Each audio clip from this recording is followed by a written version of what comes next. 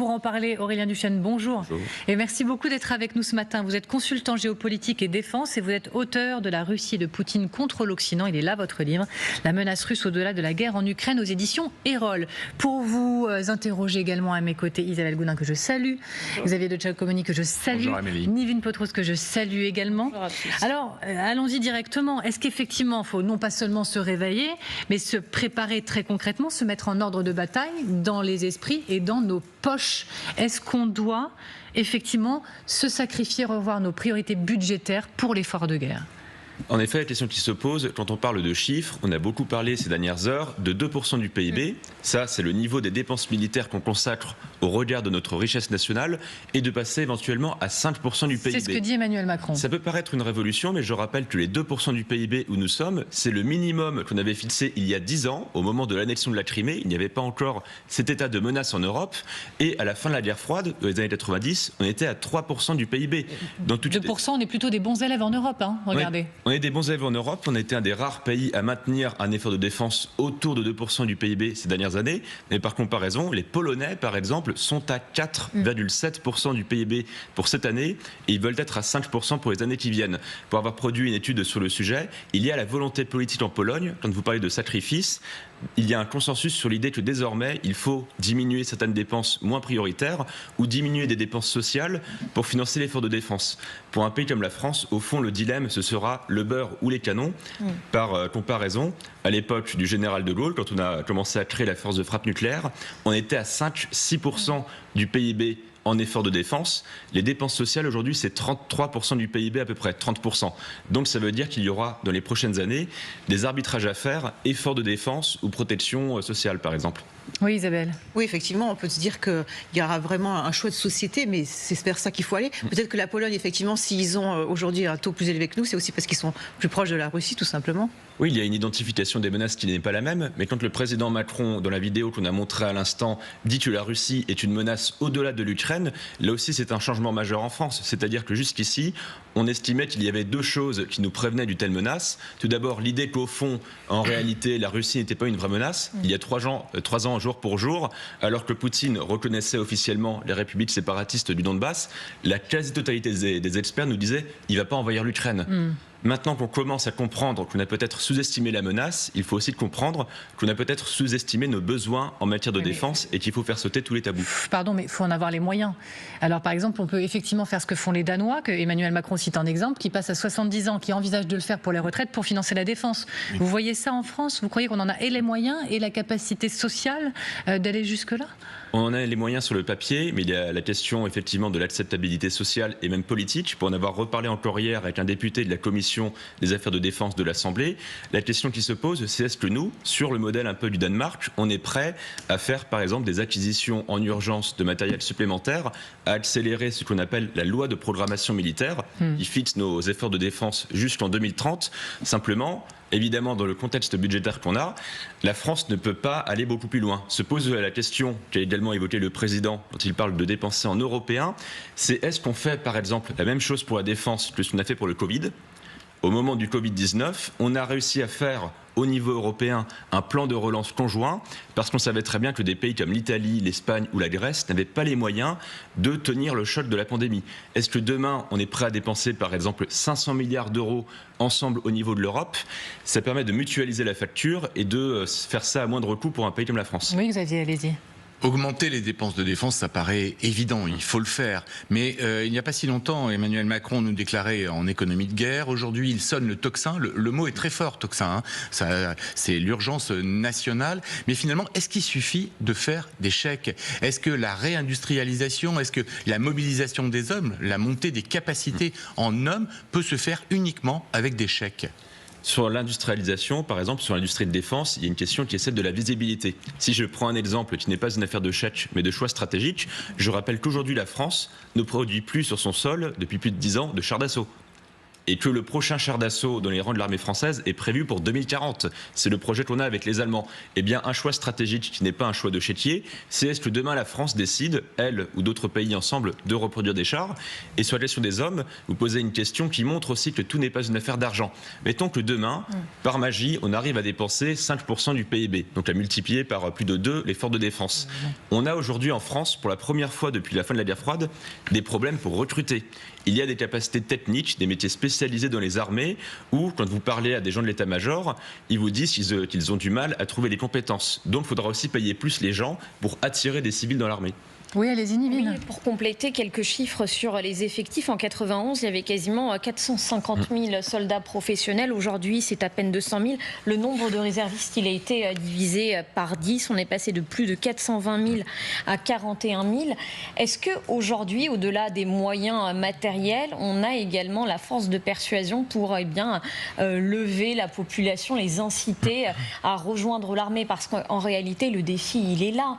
La jeunesse, on l'a vu, elle ne se mobilise pas, elle n'a pas envie de s'engager, elle ne comprend pas forcément cette guerre. Allez-y, Aurélien Michaud. La France, par rapport à d'autres pays comme l'Allemagne, par exemple, a de moindres problèmes de recrutement. On a davantage de candidats pour rejoindre les armées dans la jeunesse française. Mais effectivement, si on se compare, là encore, à des pays comme l'Estonie, la Pologne ou encore la Lituanie, qui eux ont une menace à leur porte, il y a une moindre identification de la menace.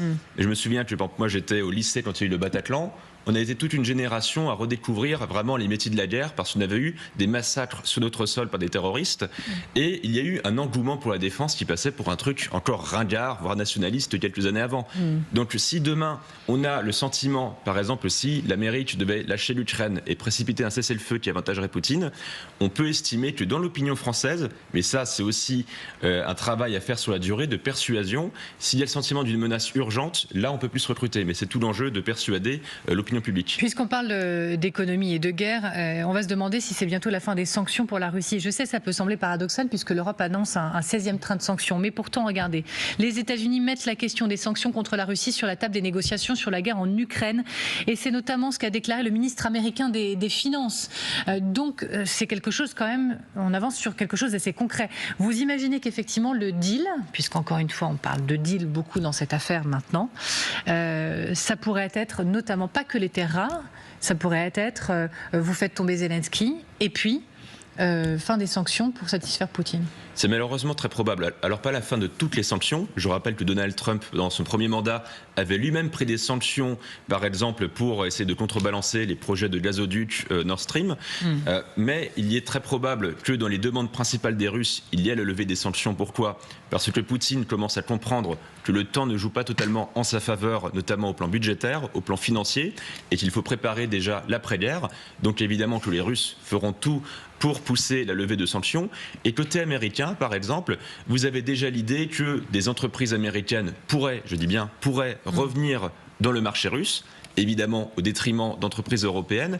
Et un dernier aspect enfin, on évoquait le fait qu'en Arabie Saoudite, lors du sommet informel entre Russes et Américains, il y avait des gens comme M. Dmitriev côté russe. Dmitriev, par exemple, lui, essaie de convaincre les Américains qu'il y a de l'argent à se faire sur le marché russe, et notamment par rapport à la Chine, par exemple.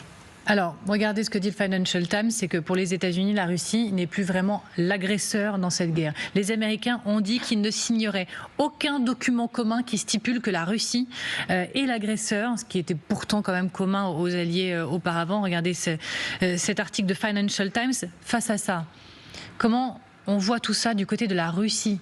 On a une équipe maintenant qui est à Moscou, c'est Charles Divot qui va nous dire à quel point potentiellement Poutine jubile et dans quelle mesure les Russes, en tout cas Moscou, le Kremlin, estiment avoir déjà gagné la guerre.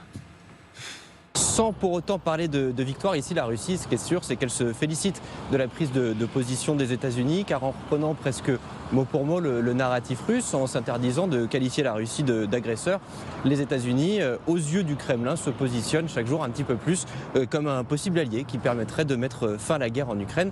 Attention, selon les conditions russes. Alors la preuve, désormais, la moindre déclaration de Donald Trump ou de son administration, c'est simple, elle fait la une des titres russes. Dernier exemple en date, la prise prise de parole de Marco Rubio qui explique que la Russie est une puissance mondiale avec laquelle, je cite, il est indispensable de travailler. Eh bien, ces propos, ils font aujourd'hui les gros titres ici à Moscou. Du côté du Kremlin, Vladimir Poutine, lui aussi, se félicite de la situation, expliquant que ce dialogue, il est tout simplement essentiel pour mettre fin à la guerre. Alors, ce qu'il faut bien comprendre, c'est que ces nouvelles relations entre d'un côté la Russie et de l'autre les États-Unis, elles ont de quoi surprendre tout de même, car rappelons-le, pendant 3 ans et le début de l'invasion de l'Ukraine par la Russie, les deux pays ne se sont pas adressés un seul mot. Désormais, il est même question de rouvrir une ambassade russe à Washington, une ambassade américaine à Moscou. Première étape très concrète de cette nouvelle relation diplomatique entre les deux pays. Et on remercie Charles Divot. Est-ce que vous diriez, comme The Economist sur sa une, que c'est le pire cauchemar des Européens qui est en train de se concrétiser au bout de cette table noire? Tout ça est très obscur. Vous apercevez Donald Trump et Vladimir Poutine ensemble, côte à côte, en train de se susurrer quelques mots à l'oreille.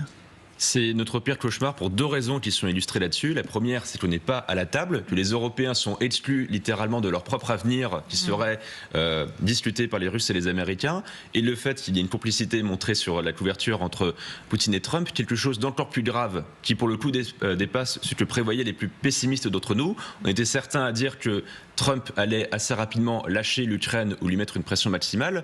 On ne pouvait pas non plus imaginer que ce serait au point, par exemple, que les Américains, mardi, ont parlé d'un partenariat avec la Russie, ou qu'on en vienne, par exemple, à refuser, côté américain, de qualifier la Russie d'agresseur. Est-ce que vous pensez qu'il y a quand même un espoir pour qu'on retrouve une petite place à cette table qu'on a vue bien vide, avec seulement Trump et Poutine? Emmanuel Macron, il le croit. Il veut le croire en tout cas, et il a participé à un échange avec des Français sur les réseaux sociaux hier. Il va voir le président américain à Washington lundi. Et il a dit ce qu'il avait l'intention d'exprimer à Donald Trump, en le tutoyant, regardez, dans la séquence. C'est pas toi, c'est pas ta marque de fabrique. C'est pas ton intérêt. Comment ensuite être crédible face à la Chine si tu es faible face à Poutine? La deuxième chose, je vais dire, si tu laisses l'Ukraine prise, la Russie, elle sera inarrêtable pour les Européens, pour tous. Mais elle sera non seulement encore plus forte, elle continue d'investir, mais elle va récupérer l'Ukraine et son armée, qui est une des plus grandes d'Europe, avec tous nos équipements, y compris les équipements américains. C'est une faute stratégique énorme. Et puis toi qui veux que l'Iran n'acquiert pas la bombe nucléaire, tu peux pas être faible avec quelqu'un qui est en train de l'aider à l'acquérir. Toi qui veux que la Chine ne vienne pas contester Taïwan et autres, comment expliquer que la Chine n'a pas le droit d'envahir Taïwan et que la Russie aurait le droit d'envahir l'Ukraine? C'est pas toi, c'est pas ta marque de fabrique, c'est pas ton intérêt. Il vous a convaincu, vous, qu'il pouvait effectivement être le 3e homme aujourd'hui dans les discussions, dans les négociations? En tout cas, il convainc mieux les Européens qu'il peut être le 3e homme quand il s'agit d'être pionnier dans le soutien à l'Ukraine. Je rappelle qu'il y a 3 ans, le pari d'Emmanuel Macron pour être le 3e homme, c'était plutôt de jouer l'idée d'une France puissance d'équilibre. On se souvient par exemple d'Emmanuel Macron disant qu'il ne fallait pas humilier la Russie au moment où elle bombardait et massacrait des civils tous les jours. On était totalement isolé en Europe.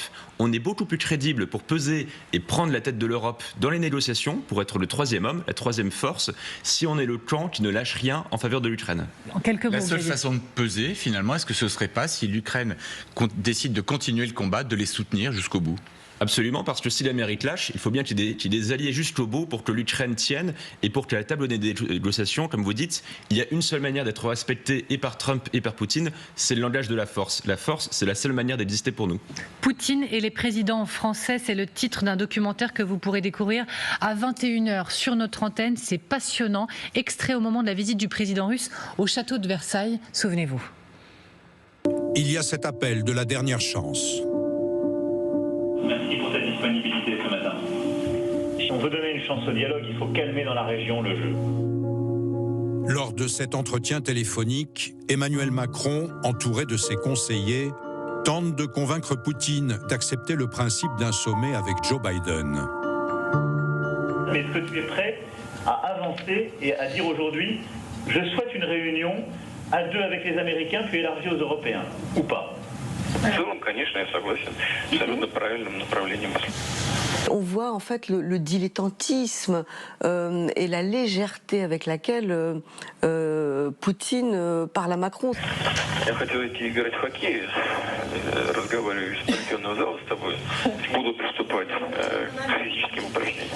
Merci Merci en tout cas, Vladimir. Merci, monsieur le président. En raccrochant, il est persuadé qu'il a convaincu Vladimir Poutine. Le lendemain, il s'est aperçu qu'en fait, Vladimir Poutine n'avait absolument aucune intention de donner suite à cette proposition. C'est légitime d'avoir tenté quelque chose, même si c'était destiné à échouer.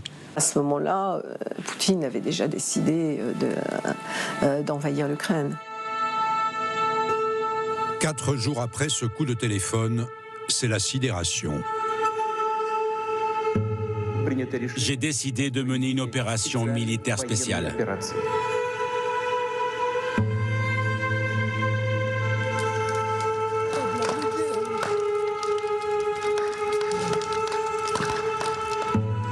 En reniant sa parole, le président Poutine n'a pas seulement attaqué l'Ukraine. Il a décidé de porter l'atteinte la plus grave à la paix, à la stabilité dans notre Europe depuis des décennies. Quand l'invasion d'Ukraine commence, il est extrêmement choqué et il a un coup de téléphone avec Vladimir Poutine qui est assez vif. Il dit à Vladimir Poutine tu as fait une connerie, je ne sais pas quand est-ce qu'on pourra se reparler, et il lui dit aussi mais je serai ferme, je ferai ce que j'ai à faire. Ce document exceptionnel, il est à retrouver en intégralité à 21h sur LCI. C'est passionnant, je vous l'assure. Merci beaucoup d'avoir été avec nous une nouvelle fois ce matin et restez avec nous sur LCI.